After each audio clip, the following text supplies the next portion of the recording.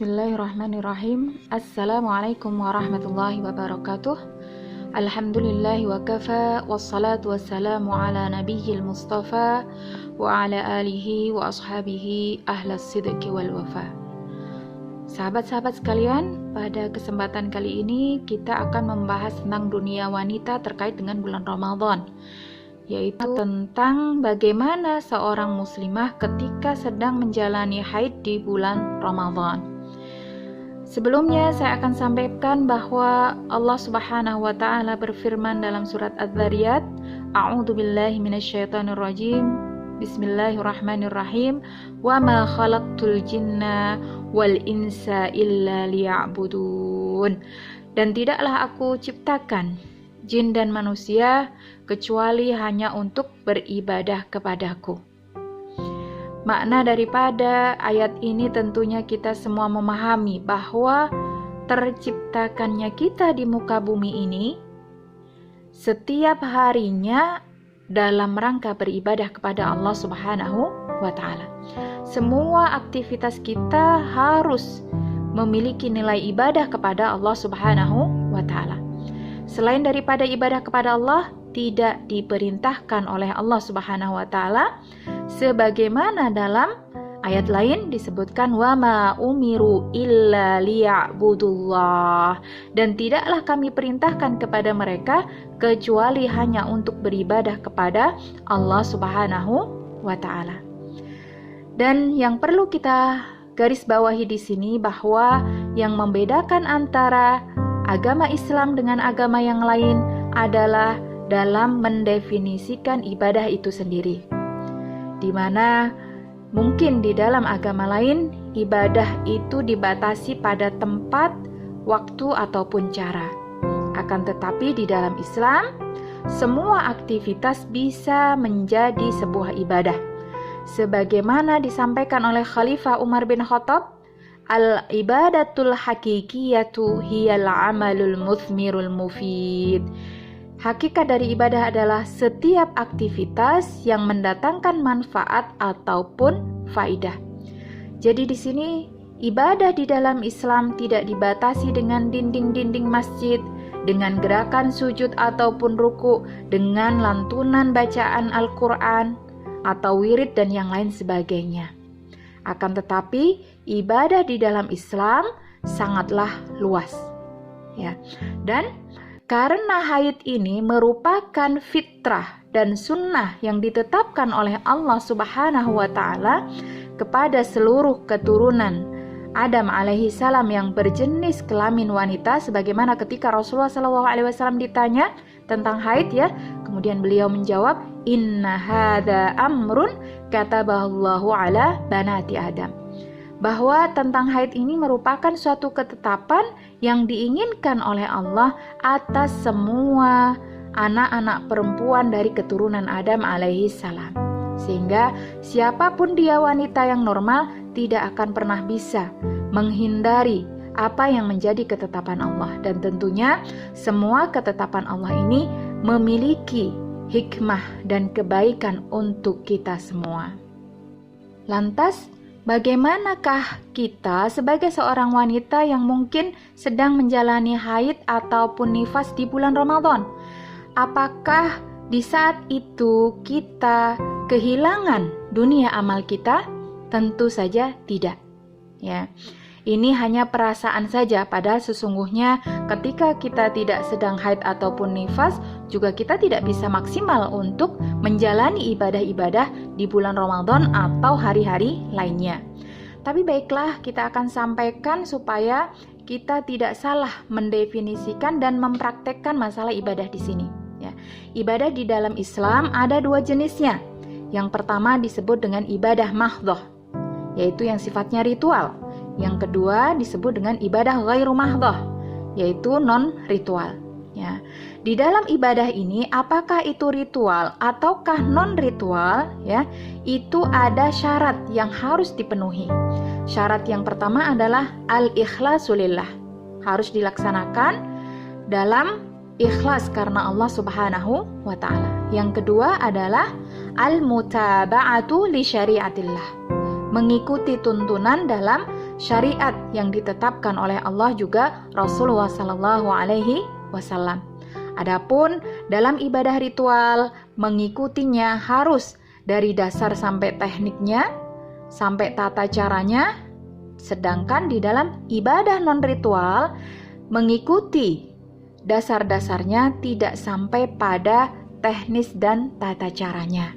Nah, jadi teman-teman sekalian yang dimuliakan oleh Allah, ketika bulan Ramadan, seorang wanita yang sedang haid ataupun nifas tetap bisa produktif secara maksimal untuk mengisi hari-harinya dalam rangka meraih pahala sebanyak-banyaknya di bulan Ramadan. Apa saja jenis ibadah yang bisa kita lakukan di bulan Ramadan saat kita sedang haid atau nifas? Yang pertama adalah al-ibadatul qalbiyah, ibadah hati. Jadi hati juga termasuk salah satu anggota tubuh kita yang berpotensi untuk mendatangkan pahala yang sangat banyak. Lantas apa saja macam daripada ibadah hati? Misalnya kita hanya takut kepada Allah Subhanahu wa Ta'ala dalam keadaan apapun dan dimanapun. Itu berarti kita sedang beribadah.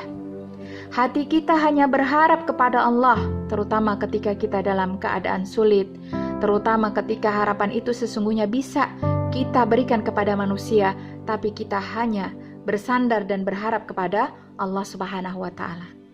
Hati yang mengakui bahwa segala kenikmatan itu datang dari Allah, bukan karena kita, bukan karena usaha kita, tapi semuanya karena Allah Subhanahu wa Ta'ala.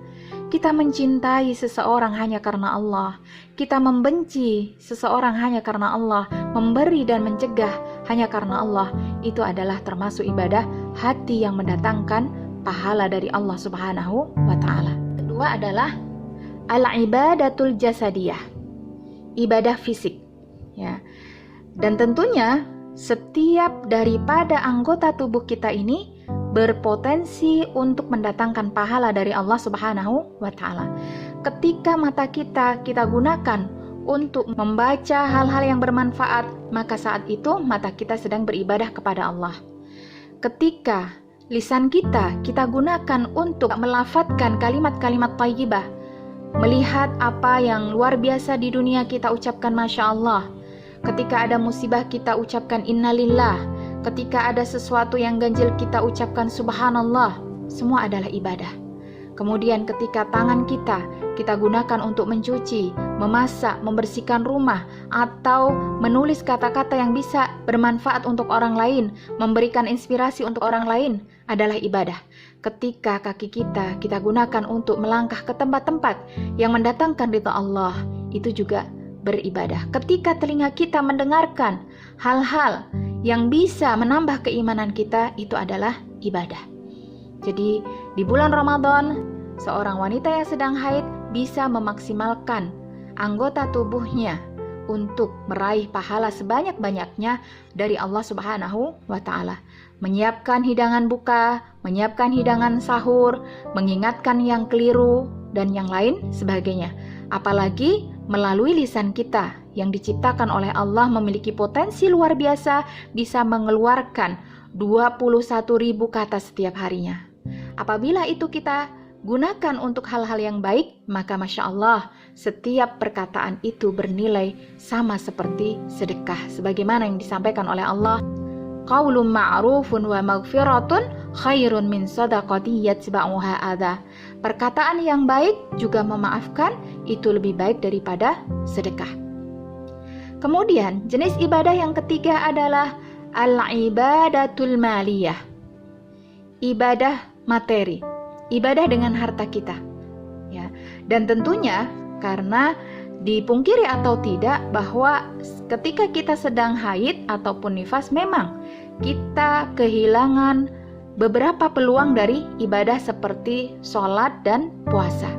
Akan tetapi kita masih memiliki peluang yang besar di dalam jenis ibadah yang lain. Di antaranya adalah ibadah dengan materi. Jadi diusahakan setiap kita sedang haid atau sedang nifas, apakah itu di bulan Ramadan atau di luar Ramadan, maka kita maksimalkan untuk menyisihkan titipan Allah Subhanahu wa Ta'ala dari rezeki kita untuk berbagi kepada yang lain. Apakah itu dalam bentuk zakat, apakah dalam bentuk sedekah, atau dalam bentuk hibah, dan yang lain sebagainya. Kemudian yang terakhir adalah al-ibadatul aqliyah. Ibadah dengan akal kita. Ya. Akal kita termasuk daripada anggota tubuh kita yang memiliki potensi besar untuk memikirkan ayat-ayat Allah yang dengannya kita bisa menambah keimanan kita masing-masing. Yang dengannya kita bisa memikirkan apa-apa yang terbaik untuk umat, untuk masyarakat, dan yang lain sebagainya. Dan juga dengan akal kita, kita bisa mentadaburi apa yang terjadi di alam semesta. Dan terutama ketika di bulan Ramadan adalah waktu yang sangat tepat bagi kita untuk melakukan tadabbur Al-Quran sebanyak-banyaknya, menghayati inti dan makna dari ayat-ayat yang disampaikan oleh Allah Subhanahu wa Ta'ala, yang dengannya hati kita bisa beribadah, akal kita beribadah, dan juga kita bisa menggunakannya untuk hadir di majelis taklim, sehingga 3 komponen yang ada di dalam diri kita, apakah itu ruh, apakah itu akal, ataukah itu jasad, sedang beribadah kepada Allah Subhanahu wa Ta'ala. Demikian yang saya sampaikan, mudah-mudahan bermanfaat. Wassalamualaikum warahmatullahi wabarakatuh.